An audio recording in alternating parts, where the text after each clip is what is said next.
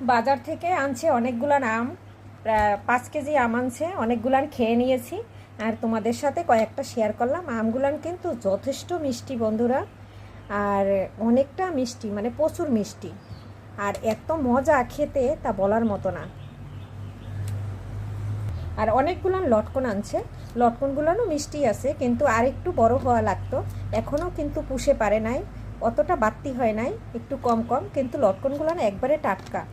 আর এই লটকন বন্ধুরা ভীষণ উপকারী একটা জিনিস, এতে প্রচুর ভিটামিন সি আছে।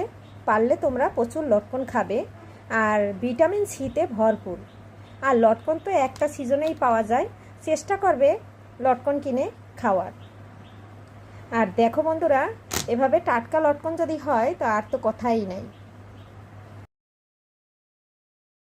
বাজার থেকে আনছে অনেকগুলান আম, প্রায় 5 কেজি আম আনছে। অনেকগুলান